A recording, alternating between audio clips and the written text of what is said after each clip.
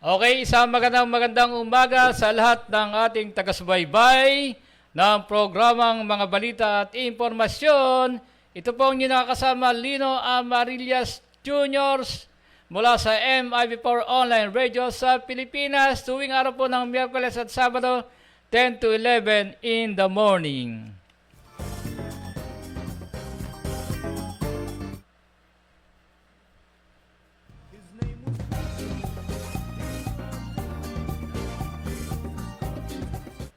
So muli po tayong magkakasama-sama sa Himpapawid. Ngayon po ay December 13. Uy, lucky 13. Lucky 13 ba ngayon mga ka-MIB4? Bago po yan, tayo po ay samahan nyo munang manalangin. Hindi, lakas ang ating background. Yun, hello. Yan. Okay, Ama namin Diyos na makapangyarihan sa lahat. Salamat po sa araw na ito at muli po tayong magkakasama-sama. Tanging kabutihan mo lang po ang mamutawi mula sa aking mga labi. Wala po tayong maibuka o mailabas na masamang salita na makakapekto sa ating mga mamayan. Ito po ang ating samot na langin sa pangalan ng Jesus. Amen. Ayan, sumabay po ba kayo sa ating panalangin? Oo, sasabay po kayo. Para nang sa ganoon, yung ating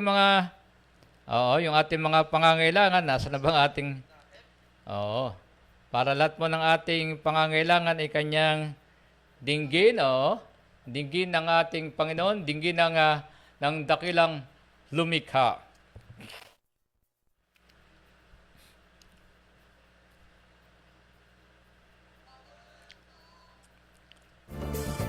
At siyempre, Pasko na sa Oriental Mindoro, hindi lang po sa Oriental Mindoro, maging sa buong Pilipinas, sa ibang bansa, nararanasan na natin ang Pasko.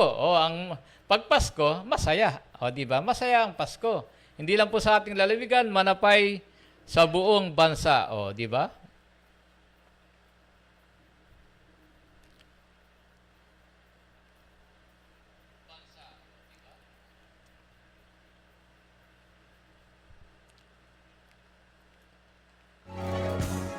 Ayan, nag-open lang po na tayo ng ating monitor para tayo nakatutok, nakasubaybay sa ating programa.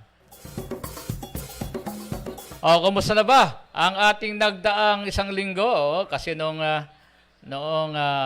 December 9, hindi tayo nakapag-programa. Pero meron po tayong inilabas na bahagyang kuha ng kasayahan ng birthday ni Mayor Ina Alegre, Mayor Jennifer Mindanao Cruz, ng bayan ng Pola, at talaga namang 3 mayor ang nakasali sa kanilang mini concert. Nagpa-konserto si Mayor Ina. Kumanta si Mayor ng Victoria, Lito Malabanan, Mayor ng Nauhan, Henry Joel Tevez, Mayor ng Pinamalayan, Aris Baldos, at si Vice Mayor Ganda. Si Vice Ganda. Ang Vice Mayor ng Pinamalayan, si Mayor Rodel Magsino. Mayor Rodolfo Rodel Magsino. Magandang umaga sa iyo, sa inyo lahat.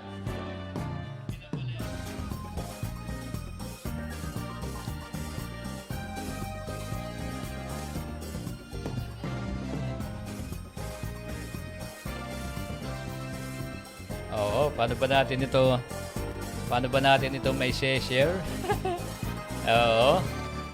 Gayon pa man, kung di mo natin ma-set, pakishare rin naman po ng ating programa. Total, Pasko na naman. May magandang balita, good news. Sa ating mga empleyado ng pamahalaang nasyonal, magbibigay ng bonus ng 20,000 pesos. Swerte. Sa Kapitolyo, automatic meron yan. Kaya lang, siyempre, mga meron dyan yung mga hindi mawawalan dyan ng permanent. Yung mga contractual, nasa general fund, kawawa naman yung mga nasa job order, Pero automatic po yung mga national agency, meron yung 20,000 pesos. Baka naman. So yun ang nakakatuwa. Kaya nga, ang Pasko natin ngayon ay talaga namang, masaya. Siguradong maraming maghahanda. Sigurado. At talaga namang, ang bawat isa ay makakapamili na. Pwede na mag-grocery, pwede na mag-grocery. Pwede na kasi meron na silang matatanggap na 20,000 pesos. At ganun pa man, siyempre, usong-uso na rin po ang ating mga Christmas party. Aba, Christmas party. Kailan ba magsisimula? Meron tayong alam na magsisimula sa Barangay Tawiran, ang Tawiran Barangay Official mula po sa lungsod ng Calapan. Sila po ay magkakaroon ng Christmas party ngayong December 17. Oo. At tayo makikisa dyan. Tayo makikipasyal, sa barangay piyesa ng sa barangay Christmas party ng Barangay Tawiran, lungsod ng Calapan. Siyempre, binabati natin ang kapitan dyan, yung makisig na kapitan at ang buo ng sangguniang barangay.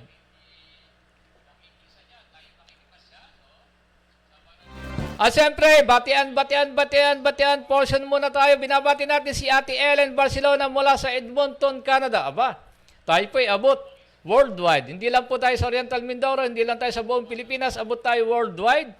Kay Ate Ellen Barcelona ng Edmonton, Canada. At siyempre, pinababati niya ang kanyang mga pamangkin mula sa barangay Bigaan, mula sa bayan ng San Isidoro, na si Madam Principal Wilma Quisera. Siya po ang principal ng Bigaan Elementary School. At si Telma Dapdap mula sa bayan ng San Isidoro. Ito pala mga ito ay pag may time, narinig yung ating programa, nakakapanood. So yun, Ate Ellen, nabati ko ng nabati ko ng iyong mga pamangkin, ang iyong mga malalapit sa buhay. At siyempre, binabati din natin ang ating congressman ng unang distrito, Congressman Arlan C. Panaligan, at ang kanyang kapartner sa pag-unlad, ang congressman ng 2nd District, Congressman Alfonso P.A. Boy Umali Jr. Good morning, sir. At siyempre, may mga kapartner yan sa pag-unlad. Si Congressman Alfonso, si Congressman Arlan C. Panaligan, siyempre, kapartner dyan si DPWH District Engineer Salvador E. Abad, sir. Ang ng 1st District. Magandang umaga siya, sir. Yan ang magaling na DE ng 1st District. Halos lahat ng proyekto ng unang distrito ay kanya nang na-implement. 100%. Aba? 100% yan. December, ano na ba ngayon?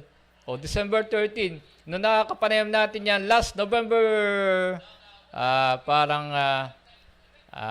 November 29, kung di ako nagkakamali, nakakapanayam, mga November 27, mga that week, nakakapanayam natin si District Engineer Salvador E. Abad at yun nga, kanyang ipinagmamalaki, So yun ang magaling na district engineer. Siyempre, sa 2nd District naman, ang kapartner ni Congressman Alfonso P.A. Boy Umali Jr., si District Engineer Annalyn Padulyo. Mula po yan sa lungsod ng Calapan. Siyempre, nagkaroon ng pamilya sa bayan ng Rojas. Doon siya ngayon naglalagi. Mula sa bayan ng Rojas, ang 2nd Distrito. Ang Mindoro Oriental District Engineering Office. Good morning po. Siyempre, ganun din sa ating Governor Yuberlito Bonsolor ng Oriental Mindoro at ang kanyang kapartner. May kapartner din yan sa mga infrastructure, mga development. Yan po ay sa katauhan ni Engineer Edelo Tijedo. Siya po ang Provincial Engineering Officer ng Oriental Mindoro. Engineer Edelo Tijedo. Sir, magandang umaga po. Alam naman natin na lahat po ng lahat ng mga pagawaing lalawigan ay kayo ang nangunguna. Siyempre, kapartner niyo ang governor. Lahat ng direktiba ng gobernador para po sa kaundaran ng lalawigan, mga proyektong pang-infrastruktura, farm-to-market road, lahat, sa inyo po yan inaatas. Kayo po ang inaatasang mga siwa niya. Siyempre, kaundaran po ng lalawigan, di kayo ang magmamonitor. Yun. Kung ating mga congressman may mga kapartner, siyempre, si Governor Bonsolor meron din, si Engineer Edelo Tijedo. Merry Christmas po sa inyo lahat. Malapit ng Pasko.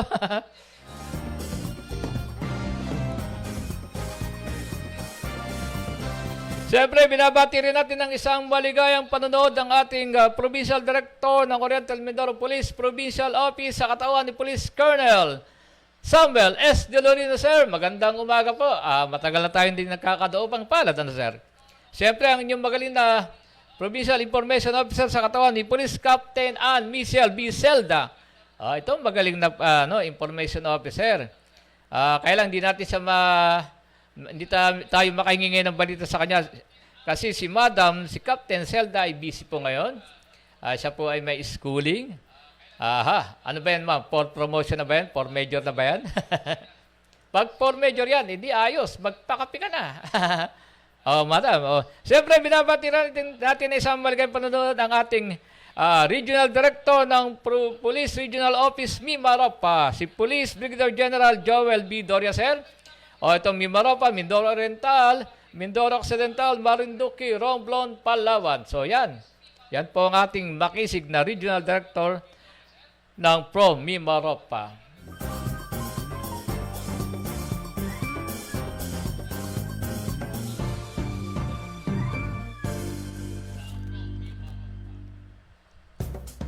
Oh, ito, balitang national naman tayo. Tayo mag-i-scan, mag-i-scroll.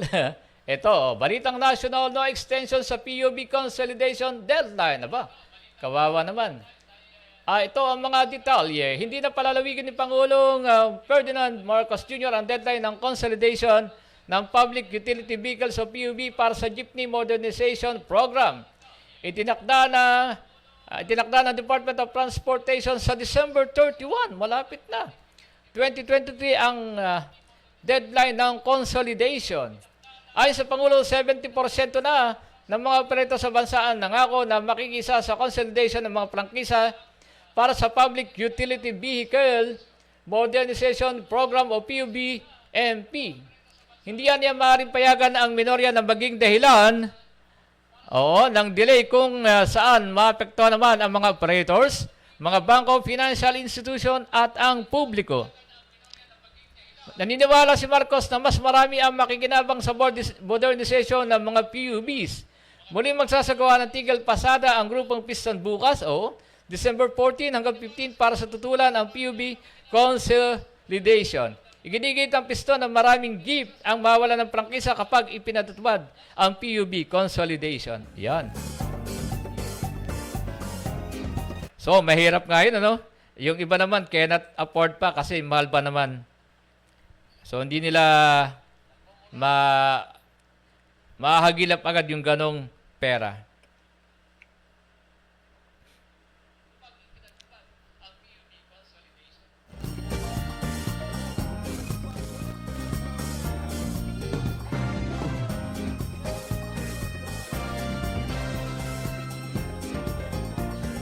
Ito yung binabanggit nating 20,000 bonus ng empleyado sa gobyerno approved na ni Pangulong Marcos. Ito pala yun. Para mas lalong mas malinaw, basahin natin ang balitang nasyonal. At sa detalye po ng ating balita, magbibigay ng Service Recognition Incentive o SRI si Pangulong Ferdinand Marcos Jr. sa mga empleyado ng gobyerno. Nakasaad sa Executive Order No. 12 ang one-time grant na 20,000 pesos bawat empleyado sa Executive Department pala. Kwalipikadong makatanggap ng SRA ang mga civilian personnel sa National Government Agencies o NGAs, saklaw ng mga nasa state universities at colleges, SUCs, government-owned or controlled corporation or GOCCs, regular contractual at casual employees, mga miyembro ng AFP, PNP, BFP at BJMP. Pasok din sa SRI grant ang mga personnel mula sa Bucor, Philippine Coast Guard o PCG, National Mapping and Resource Information Authority o NAMRIA, mga empleyado ng Kongreso, Judikatura, Office of the Ombudsman, Constitutional Offices. Maaari rin makatanggap ng SRA ang mga empleyado sa mga local governments, local units o LGU kabilang nasa mga barangay, depende sa financial capability ng LGU as subject sa limitasyon ng kanilang budget. Ang 20,000 pesos SRI ay ibinibigay sa mga empleyado na may regular, contractual o casual na position na nasa serbisyo pa rin ng gobyerno hanggang Nobyembre 30, 2023. Yan, napakaswerte. Ito yung binabanggit nating bonus, kaya masayang Pasko. Masayang Pasko sa Oriental Mindoro at sa buong bansa. Di ba? At ngayon pong araw ng Araw ng Miyerkules, December 13, alam niyo ba na usong-uso na naman ang sakit ngayon? Oo, yung lagnat. Kamakilala tayo na nilagnat tayo ng 2 araw, pero kaunting gamot lang yan, ayos na. Oo. Kaya ingat-ingat din tayo. Baka yung lagnat natin dumako na sa COVID o kaya sa, ano ba yun, yung sa lamok. Oo. So, delikado. Kailangan po natin mag-ingat-ingat-ingat. At ito nga, ito pong COVID-19, tumaas ng 36%. Ayon sa DOH, ito po ay balitang national pa rin. Oo.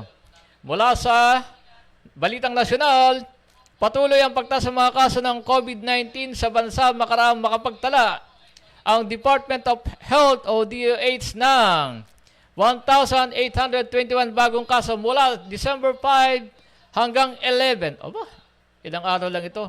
Ito ay mas mataas ng 36% kung ikukumpara sa mga kasong naitala noong Disyembre 28 hanggang naitala noong Nobyembre 28 hanggang Disyembre 4. Sa National COVID-18 Case Bulletin, nasa 260 na ang average sa bilang ng bagong kaso kada araw ngayong linggo. Sa mga bagong kaso, 13 ang may maluba at kritikal na karamdaman, habang 13 na ang pumanaw, kabilang ang 6 na naganap noong Nobyembre 28 hanggang Disyembre 11.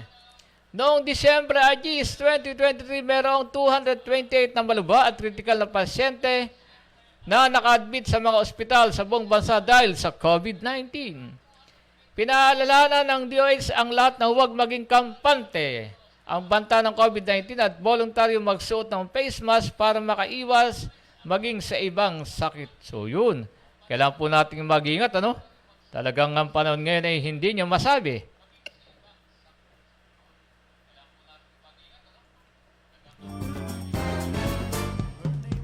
Hindi natin masabi ang panahon ngayon, oo.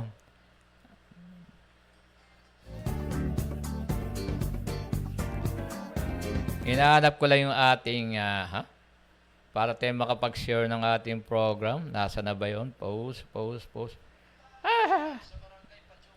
Nawala. O, dito na ulit tayo sa videos. Ayan. Ayan. Time check! 26 na minuto na po. Makalipas ang nagmamadaling ika-10 ng umaga. Ika-10 ng umaga. 10:26 in the morning. Kayo po'y patuloy na nanonood sa programang mga balita at impormasyon.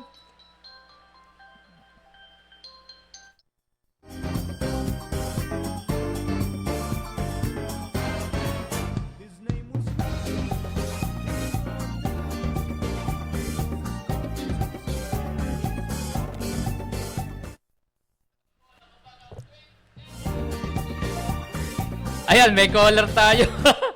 May caller, alam na tayo nagpro-programa. Oo. Maya-maya kita kausapin. Nasa na ba tayo? Yung share, hindi natin may share. Tuloy-tuloy po tayo.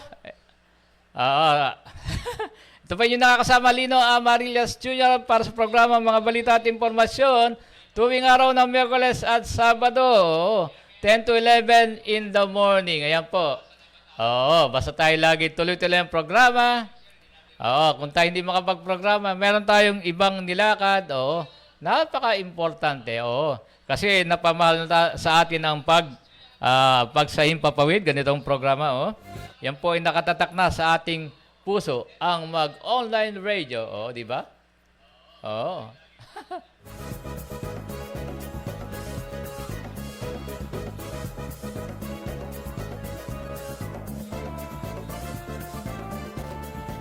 Siyempre, binabati din natin ang ating mga barangay ng lalawigan ng Oriental Mindoro, ang ating Mayor, First Lady City Mayor, Mayor Marilu Malu Flores Murillo, ma'am, the First Lady City Mayor ng Lungsod ng Calapan, ang ating ang nagbabalik sa paglilingkod, Vice Mayor Bim Ignacio, kasi matagal itong nanungkulan bilang board member ng unang distrito for more than 20 years. Ang tagal, ano?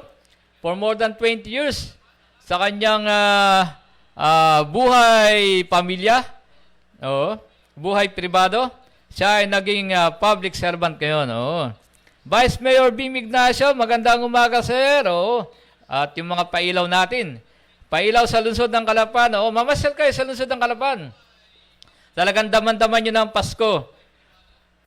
Pero siyempre, hindi pa tatalo ang ibang bayan dyan. Ang ibang bayan, ang ipinagmamalaki nating ang bayan ng Bansod na simulat sa pool, ay ang pailaw ay namumukadkad, parang bulaklak. Kumukuti-kutitap pala. Ang ilaw ay kumukuti-kutitap sa bayan ng Bansod. Talagang nangungunay lagi yan eh. Meron silang doon eh. Pwede kang magbangka doon sa kanilang plaza. Meron doon pinagbabangkaan, no? Siyempre, lahat naman po ng bayan ay may kanya-kanyang pailaw. Ang bayan ng Pinamalayan, meron din yan. Ang Bako, hindi lang natin alam. Siyempre, lahat naman po ay meron yan, ano? Meron naman pondo para dyan. Ang munisipyo naman ay, siyempre, makikisa yan sa lahat ng mga pailaw na dapat maramdaman ngayong Pasko na sa Oriental Mindoro o maging sa Occidental Mindoro at sa buong bansa ay nararamdaman na ang Pasko. Lalo nga't meron tayo ngayong meron kayo pala. Meron kayong matatanggap na 20,000 bonus. Mula kay Pangulong Ferdinand Marcos. Yung SRI, galing. Galing, Pero mo, yung 20,000 pesos mula sa SRI ay yung Service Recognition Incentive. Ay, paano naman si Eddie? Sinong Eddie? Di Eddie ako. Ayan, oo.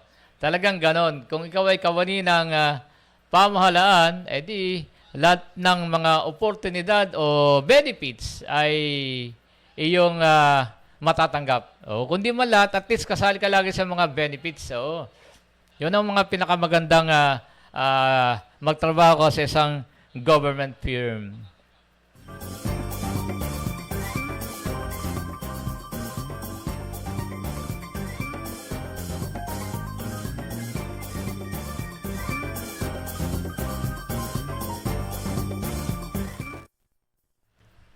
Ayan, nawala pa lang ating volume. Ayun. Ayan. Okay, nagbabalik po tayo.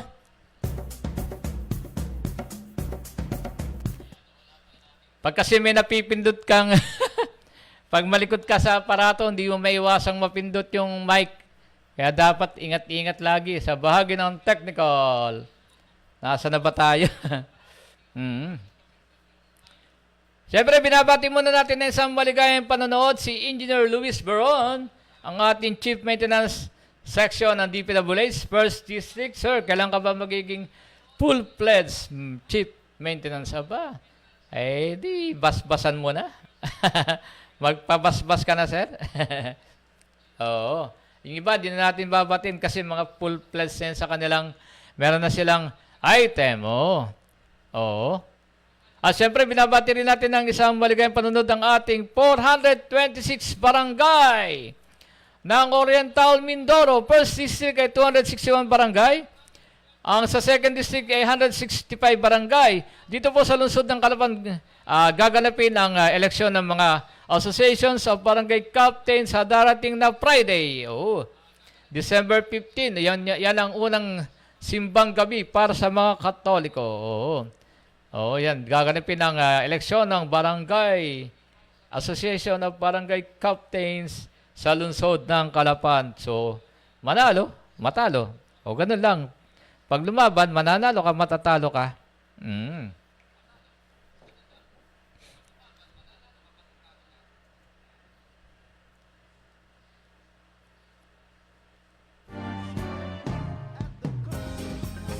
Samantala, meron pa po tayong balitang nasyonal. Importante po itong nababasa natin kasi yung mga nanonood po sa atin sa iba't ibang dako ng kapuluan, hindi na wala na silang mga time para magbasa pa ng dyaryo. Pwede naman sa online, yung sa mga Facebook. Pero pag tayo po ay napapanood ng mga mahal natin sa buhay, nagkakaroon po sila ng pagkakataong manood. Makinig ng ating mga balitang napapanahon, mga balitang nasyonal. Ito po, pagpapauwi sa Philippine Convoy, ipinakamalakas na protesta sa China. Ito, Sa detalye ng ating mga balita, inihayag ni Senator Francis Tolentino na ang pagpapauwi sa ambassador ng Pilipinas sa China ang pinakamalakas na mensahe na may papakita ng Pilipinas sa diplomatikong paraan sa gitna ng tumataas sa tensyon ng pinagagawang West Philippine Sea. Ano ba ito? Sa isang panayam sa radyo, sinabi ni Senator Tolentino na hindi lamang ipahayag ng Pilipinas ang pagkadismaya nito sa China sa pinakamataas na anyo, bagkus ay maipakikita rin sa international community ang taasang paglapastangan ng China sa soberanya ng Pilipino. Hinimok ng mambabatas ang pagpapabalik matapos muling iaras ng mga barko ng Chinese Coast Guard ang isang Filipino humanitarian resupply mission sa pamamagitan ng water cannon. Sa pag-recall, bukas pa rin ang consulate sa China pero ipakikita sa buong international community na sobra-sobra na ang paglapastangan sa atin, sabi ni Senator Tolentino. Chairperson ng Senate Special Committee on Maritime and Admiralty Zone. Nang tanungin kung ang pagbabalik sa Philippine envoy sa China ay lalo lang magpapalala ng tensyon, sinabi ni Tolentino na ano pa ho ba ang lalala dito? Kailangan natin tumugon, hindi dapat tanggapin ito. Iyon po ang highest form of a diplomatic message that we can give at this time. Noong may away ang Iran at Saudi Arabia, pinauwi ang ambassador ng Iraq galing Saudi to give the strongest message na hindi namin gusto ang ginagawa ninyo, idinagdag ng mambabatas. Hiniling din ni Tolentino ang pagpapasa sa panukalang batas ng Maritime Zones Act sa nagsasabing ito ay pobrahan na at matagal nang nakabinbin sa harap na patuloy na tumataas sa tensyon sa pinag-agawang karagatan. So, yun talaga. Yun ang mahirap.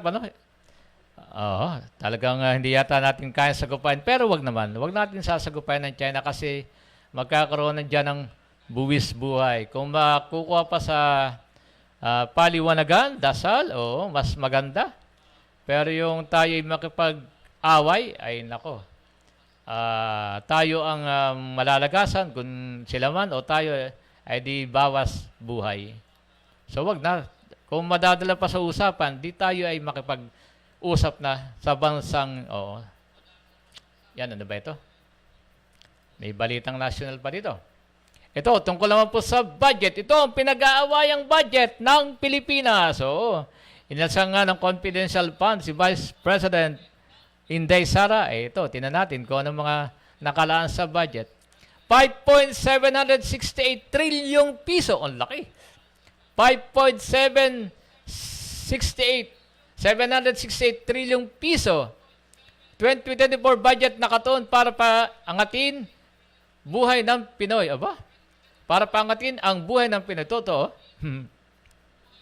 At sa detalye ng ating balita, isa mo na mahalagang hakbang tungo sa pagtugon sa mga pangangailangan ng ating bansa ang matagumpay na pagratipika ng 5.768 trilyong pisong pangbansang budget para sa taong 2024.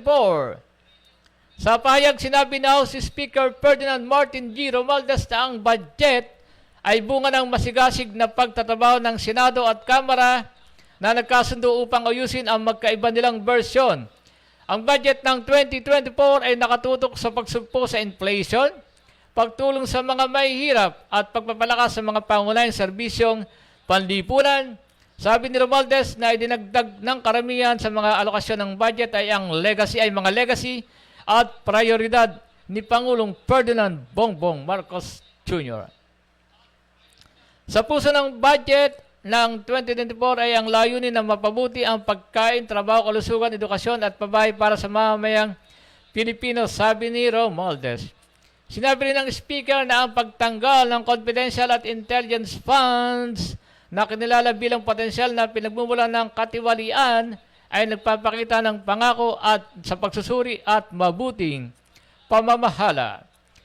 Inisipan niya na ni Pangulong Ferdinand Marcos Jr. ang tatlong legacy projects, Legacy Food Security, Legacy Specialty Hospitals at Legacy Housing para sa mga mahihirap. Idinakda rin ang 2024 budget upang suportahan ang mga magsasaka tulad ng patubig, libreng binhi, abono at iba pang kagamitan. Ang pamumuhunan sa infrastruktura ng irigasyon ay mag-aambag sa mas mataas na produksyon ng pagkain. Sinabi rin ni Speaker na nagsimula na ang konstruksyon ng mga specialty hospital na may alokasyon na 1 billion pesos bawat isa sa mga kilalang institusyon kabilang ang PGH, National Kidney Center, Philippine Children's Medical Center, National Cancer Center, Bicol Regional Medical Center at Specialty Hospital sa Batangas, Cavite at Laguna. Siniguro rin ng budget ang patuloy na pagbibigay ng libreng pagpapagamot, de kalidad na serbisyong ospital at gamot para sa mga kababayan nating nangangailangan. So yun.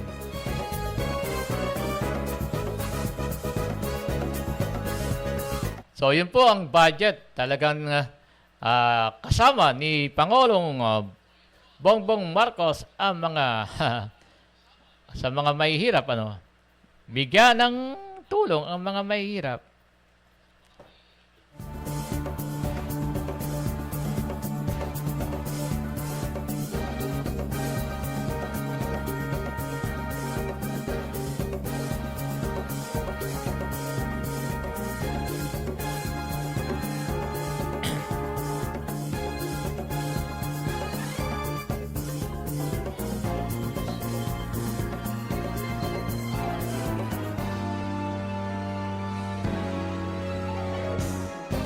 Muli po araw ng Miyerkules, nakakasama niyo po Lino Amarillas Jr. Ang oras po natin, 40 minuto makalipas ang nagmamadaling ikasampo ng umaga. Tuwing araw po ng Miyerkules at Sabado 10 to 11 in the morning.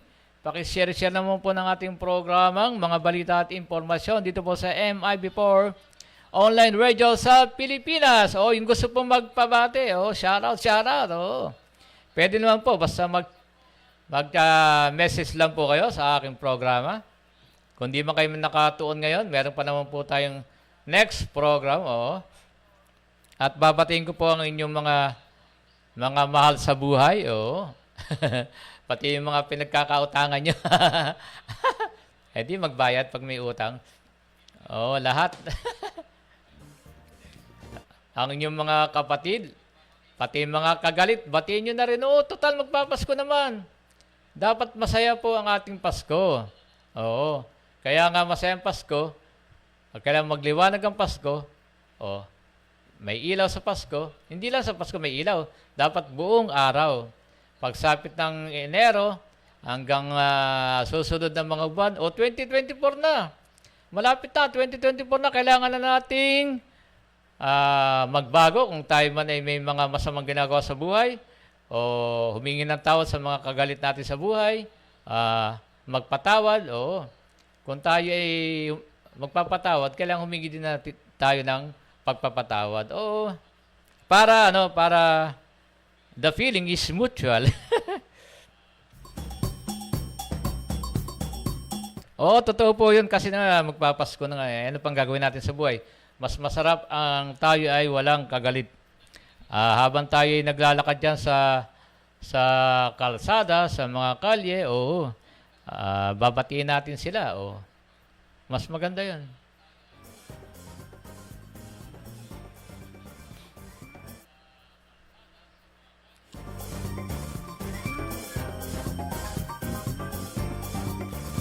Okay, kumusta na? Lalawigan ng Oriental Mindoro, Occidental Mindoro, Mindoreño, Calapeño at ang ating karatig Mimaropa. Mindoro Oriental, Mindoro Occidental, Marinduque, Romblon, Palawan, Region 4B pa tayo. Ayaw patawag ni Kong Boy ng 4B. Wag ng Region 4B, dapat na lang Mimaropa Region. Kasi pag 4A, sa kabila yan, Calabarzon, Calamba, Laguna, Batangas, Rizal, Quezon. Yun ang Calabarzon. Di lang alam natin, pero ibang regiyon, yung mga taga-ron, ang alam kung ano yung mga regiyon nila. Siyempre.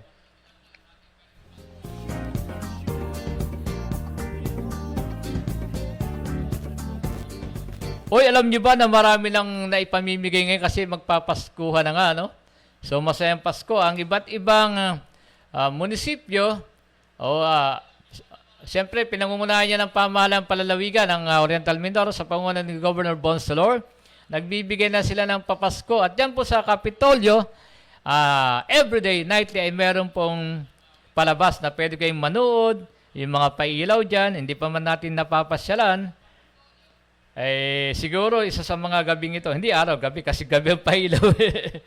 Alam, may pailaw ng umaga. Siguro papasyalan natin yung Kapitolyo na kung gaano ba kalinaw, kaliwanag ang ipinagmamalaking pailaw sa Kapitolyo. O kung nagkataon lamang na malaking ating Kapitolyo, di malaking espasyo ang pailaw. Kumpara doon sa nung tayo nasa Kapitolyo pa, tayo po ay nasa Provincial Information Office, videographer, photographer. Nung ako'y naisama po ni Governor, panahon pa ni Governor Boy Umali sa Pangasinan. Napakalayo, pero ang Kapitolyo doon ay, alam nyo ba ang total land area ng Kapitolyo doon? 5 hektarya. Kumpara dito sa atin sa Kapitolyo, dito ay may siguro mahigit 2 hektarya lang. Doon po ay 5 hectares. Ang isang opisina doon, kumpara sa Kapitolyo ay tatlong office ang katumbas ng isang Kapitolyo. Sa Pangasinan, kasi doon naman ay napakalawak ng land area kumpara dito sa ating lalawigan. Anyway, ganun pa man, hindi naman pinag-uusapan yung lawak ng area. Ang pinag-uusapan dyan yung serbisyo. Serbisyo ng ating pamahalang panlalawigan na naibibigay sa mga Mindoreño. Ano ba yung serbisyo nila? Ito ba ay agad na nakatutugon? Kung may pangangailangan, halimbawa sa mga tulong medikal. Pag meron tayong mga billing sa ospital, meron tayong hinihinging gamot, ay siyempre, pupunta tayo sa Galing at Serbisyo para sa Mindoreño Action Center. Nakakapagbigay naman sila dyan ng halagang 1,000 pesos para sa medicine. Pero sa mga billing, lalo ngayon ay December 30 na, wala na po silang pondo para dyan. Ang gagawin naman ng mga taga-GISMAC, ituturo tayo o kayo sa DSWD. At doon naman, ang DSWD ay nakakatugon. Nakakatugon po sa inyong tulong medical, especially yung mga billing ng ospital.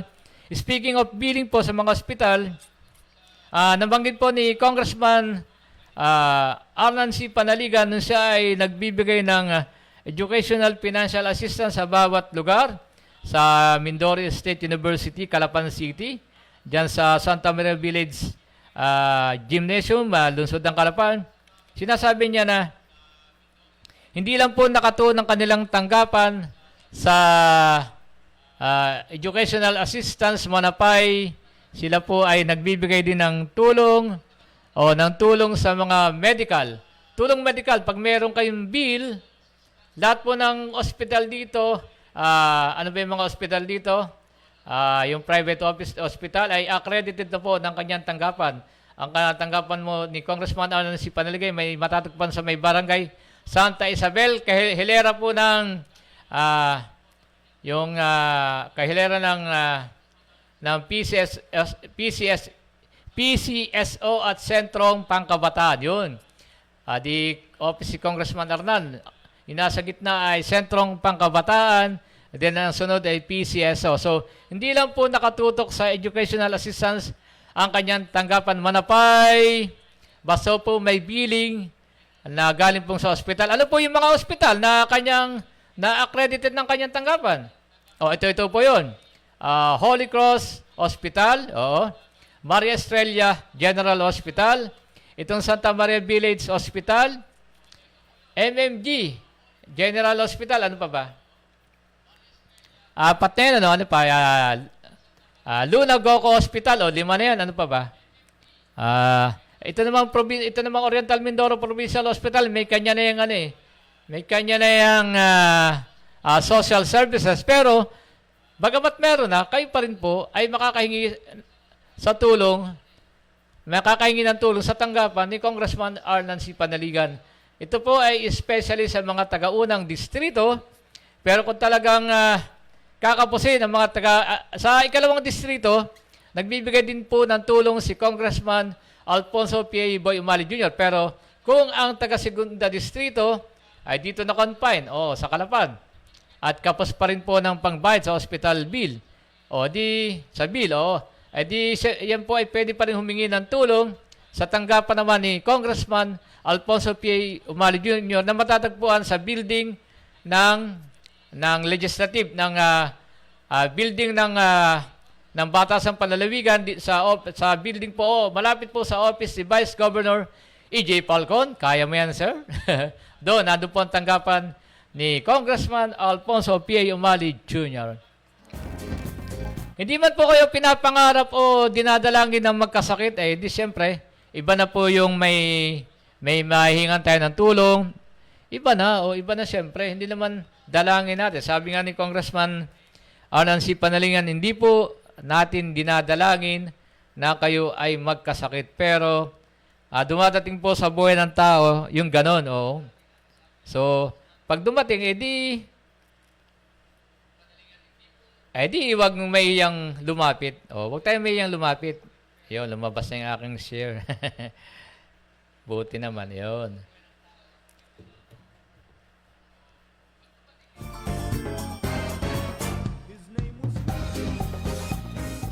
Mas maganda nga po tayo hindi nagkakasakit para tayong walang problemang isipin. Alam nyo, yung pamasahe pa lang, nasa ospital tayo, pamasahe papuntang bayan, masakit na rin sa bulsa yun. Yung mga paikot-ikot natin, kasi kailangan pumunta natin ng DSWD, kailangan pumunta natin ng PCSO. Kung tayo walang service, ang pamasahe pa lang, patay ka na.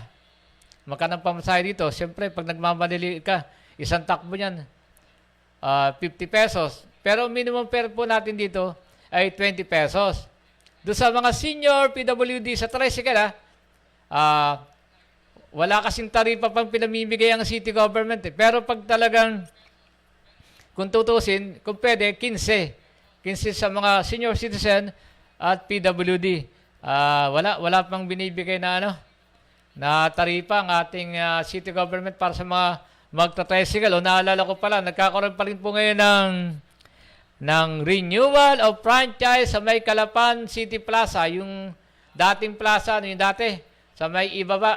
Hanggang ngayon po, tuloy-tuloy ang pagre-renew ng tricycle ng prangkisa. Ang tagal na yan. Parang mahigit isang buwan na silang nagre-renew, Hindi pa matapos-tapos. Di may problema. May problema yung may-ari, yung may hawak ng prangkisa. Kasi kung walang problema yan, pag renew mo sa umaga, dapat sa hapon, kuha na yan.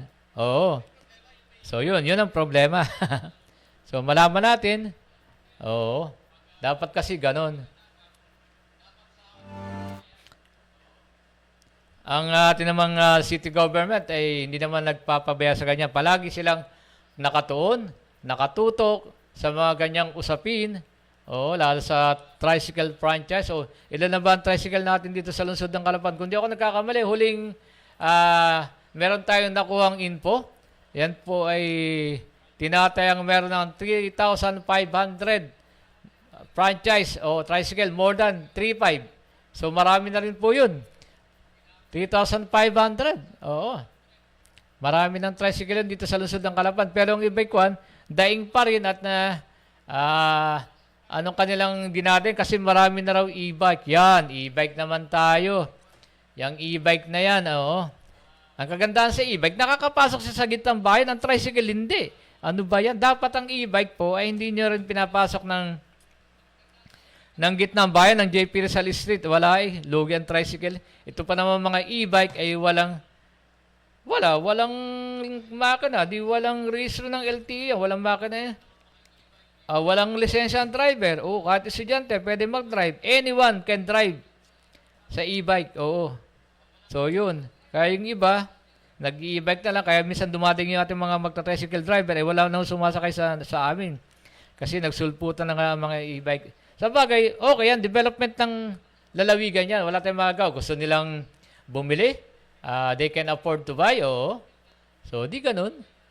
Di pagalingan na lang yung mga magta-tricycle driver. Dapat po, yung mga magta-tricycle driver ay maging magalang. Lahat naman siguro magalang, ano? At wag po tayong mamimili ng pasahero. Ay, ang balita pa pala dyan, yung coding, pag coding ka, talagang coding ka for the whole day, ano? Dati kasi pag coding ang isang tricycle, halimbawa ngayon, ano ba yung Merkules, 5 and 6. Ang coding, bawal ka na magbiyahe hanggang gabi, hanggang kinabukasan. Kasi dati, pagsapit ng alas 6 ng gabi, ngayon, coding, pwede ka na mag-drive, pwede ka na mamasada. Oo. Ngayon po, pinagbawal na ng city government pag coding ka talaga. O ano bang coding, ano bang number coding? Pag araw ng Lunes, 1-2. So yung 1-2, hindi ka pwede magbiyahe ng buong Lunes. Martes, 3-4. So buong Martes, bawal ka. Yung sinasabi natin, Merkules, 5-6, bawal din. O, Webes, 7-8, o bawal din. 9-0, Friday. O, di bawal din. So yung Sabado at Linggo, di rumble na. Rumble na yung Sabado at Linggo. Kung di pa rin nagbabago ang ating city government, asalang natin Sabado at Linggo, rumble na yan. From 0 to 9, wala nang coding.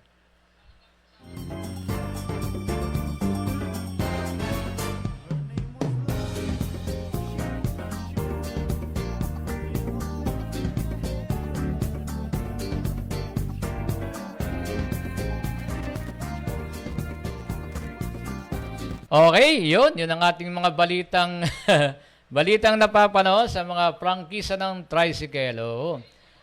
Dapat nating ipahayag yan sa ating mamayang Mindoreño, Calapeño. Kaya lang wala pang ang taripa, no? City Government of Calapan, siguro by January magpapalabas na kayo ng taripo. Ano kayong problema at nahihirapan kayong maglabas ng taripa, no? Marami pa ba bang usapin? Marami pang usapin sa taripa. Ito, binabati natin ang ating mga kasamang naghahanap buhay sa Mindoro State University, Calapan City. Yung mga naghahanap buhay dyan, yung iba nangayaw na at medyo mahina. Pero ganun pa man, tuloy ang ating paghahanap buhay na pinangunahan ng Katis Pride and Sanya Shawarma. Ito sa Mindoro State University, Calapan City. Ang Joss Burger, buy one, take one burger, 35 lang. Regular burger with cheese, 45. Labodelos Food and Snacks. Katako mo, takoyaki, tapat, iba pa. Parang hindi ko na rin nakikita doon. Gracias Eatery. Show my love ni Bolet. Parang meron. Mr. Shawarma. Si Sodaret na parang kabuti, lulubog lilitaw sa Minso, Calapan City. Si Paitog ito lang from Canubing Uno, wala pa rin siya doon. Mia Special Lechon, freshly squeezed lemonade, Korean food, sweet corn in a cup. Ayun, yun ang mga naghahanap buhay sa Minso, Calapan City. Siyempre, may mga pesto rin sa night market, dito sa may likod ng City Mart Island Mall, yung sa likod doon. Talagang makikita nyo ang kanilang mga iba't ibang product na abot sa abot sa bulsa. Mura lang. Kaya tangkilikin nyo ang sariling atin. Pwede naman kayong bumili sa ibang mga food chain, pero yung pong Joss Burger, ipagmamalaki ko sa inyo, no? Yung isang burger doon, isang order ng burger with cheese, 50 pesos. With cheese na yun, magkano sa ibang food chain? 49 pesos. Isa lang.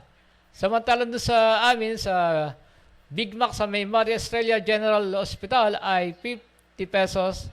Buy one, take one. Sa aming may bayan. So yun.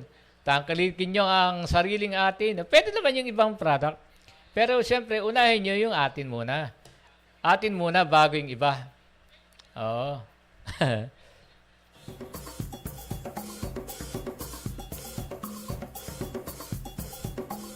So, next program natin, 16. Ayan, umpisa na ng Pasko-Pasko.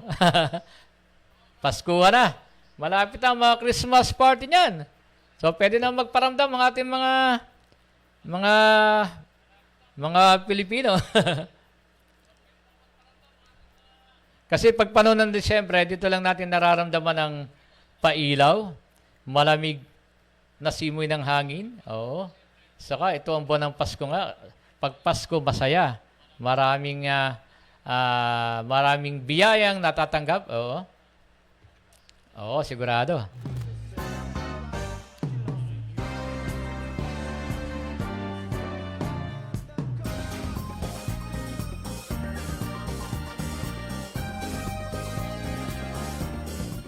Siyempre po, bago tayo magtapos sa ating programa, tayo muna ay magbabasa ng isang verse mula po sa Biblia, mula po sa aklat ng Mateo 6, versikulo 25. Mateo 6, versikulo 25. Kaya sinasabi ko sa inyo, huwag kayong mag-alala tungkol sa inyong buhay, kung ano ang inyong kakainin, iinumin at susuotin. Dahil kung binigyan kayo ng Diyos ng buhay, siguradong bibigyan din niya kayo ng pagkain at isusot. Yun. So yung ating pong mga pangangailangan sa buhay ay ipagkakalob ng ating Panginoon, yung mga kakainin, iinumin at susuotin. Siyempre, kailangan nating manalig at manampalataya sa ating Panginoon. At siyempre, dapat samahan po din natin ng kilos at gawa. Tayo ay kailangang maging masipag. Hindi pwede ang patamad-tamad dito. O pag patamad-tamad, ay hindi nga. Kailangan po dito ng sipag at tiyaga. So yun po, mula sa aklat ng Mateo 6, versikulo 25.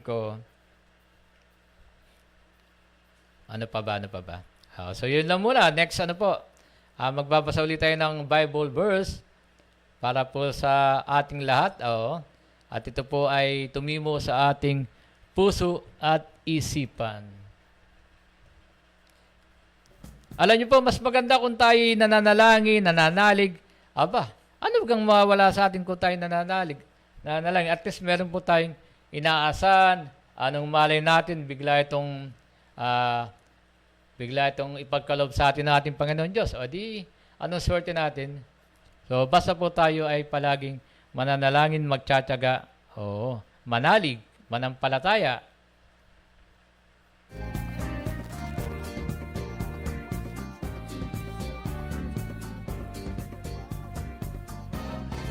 Ayan, sumapit na po ang ating takdang oras. Alas 11:01 na po ng umaga. Ito po ang inyong nakasama, Lino Amarillas Jr. sa programang Mga Balita at Impormasyon dito po sa MIB4 Online Radio sa Pilipinas. Tuwing araw po ng Miyerkules at Sabado 10 to 11 in the morning, kami po ay naglilingkod sa Diyos, sa bayan at sa tao. Magandang araw at mabuhay po tayong lahat. Pasko na sa Oriental Mindoro.